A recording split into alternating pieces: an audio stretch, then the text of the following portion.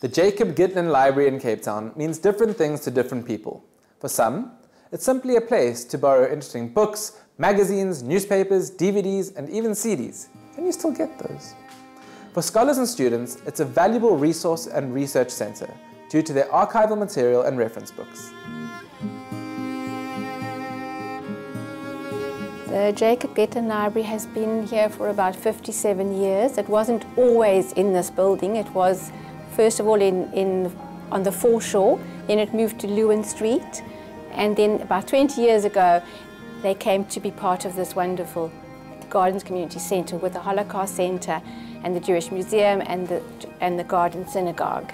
It is the only Jewish community lending library in South Africa.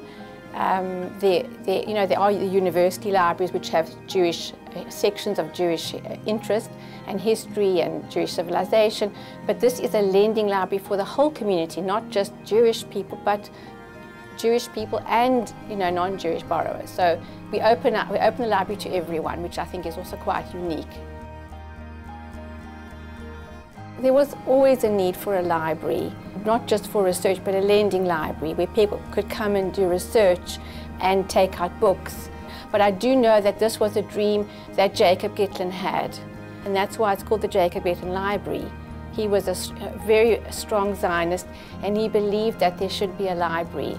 And I don't think he lived to see the library being opened, but it was his dream.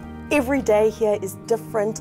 There are people coming to do family research to find out about a Lithuanian shtetl where their family came from, so I can help them do their research.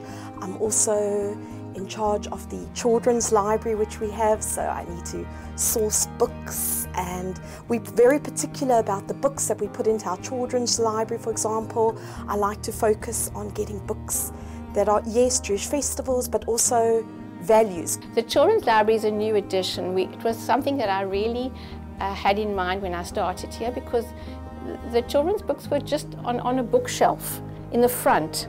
And I found that on a Sunday particularly, the children were sitting on the steps and trying to find a place to read.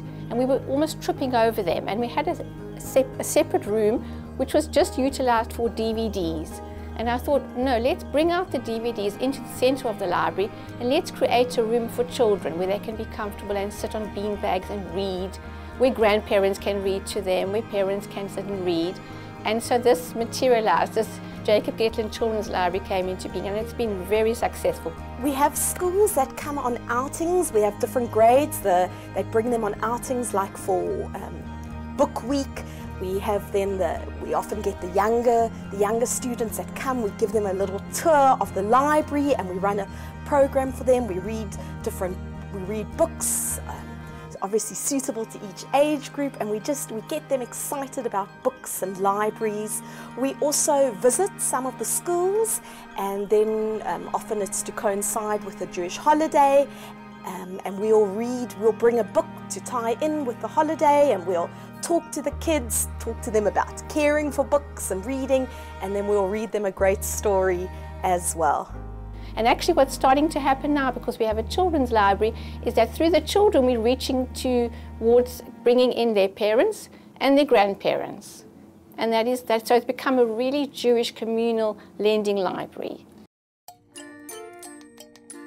Friends of the Library is people who pay 180 Rand a year, which obviously goes to help us buy books.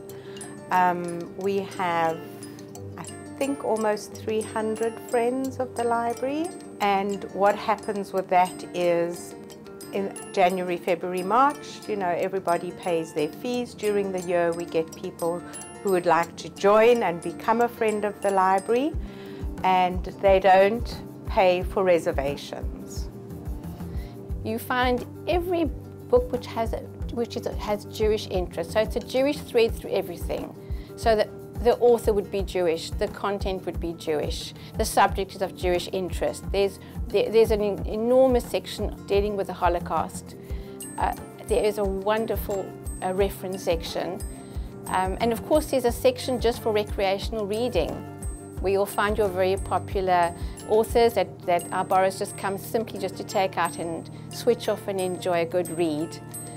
You find everything, history, philosophy, and of course a large religious section too, on a biblical interest, Talmud, Kabbalah. So we've got something for everyone. We do displays, we change our displays to match up, to link up with events that are happening. The display that we have at the moment is to coincide with the release of the film about the Yiddish Song Festival, which is fantastic, which has really revitalized Yiddish in Cape Town. There is such interest, and we've got such wonderful books on learning Yiddish and Yiddish stories, and even introducing children to Yiddish. And we wanted to show that we've got books and CDs, music, wonderful Yiddish music, and films as well. We have book launches, we have evenings of different videos that are watched that, you know, we perhaps share with the Holocaust Center, or we'll share with the museum or something like that. So we have those evenings where we'll all kind of get together and send out big mail invites to everybody to bring the community together. So there's quite a lot that we do and have to get everybody together. I think it's very important with our digital age that we're in, that libraries reinvent themselves or refocus. And there is definitely still a space for libraries in terms of, yes, the books as well, but also that they are the space just filled with ideas and excitement about books and authors, that there are actual people that you can talk to and discuss ideas and get advice, and just not a dead space. It's an alive space. It's a space that you come in and you've really enjoyed being here. That's, even if you just browsing the books and you don't take them out, you've still gained something by being in this space. I think it is very important because it's bringing us together. It's bringing the community together. It's telling us about different things from different people that have written, that could be true stories, anything, you know. It's something that is, it's just wonderful. You don't really get that in very many places in South Africa or anywhere in the world. A lot of people don't know about us, and this is really a problem. They say, oh, there's a library near the Holocaust Center. Oh, there's a library near Cafe Retova. I never knew there was a library. But once they find the library, you know, they come back. So I'm hoping it will grow in membership. I'm hoping we will remain a jewel in the crown of the community as it has always been. And I hope that this library just continues going from strength to strength. And I'm very, very privileged to be able to work in such a wonderful environment and among the people I work, and with this wonderful array of books around me.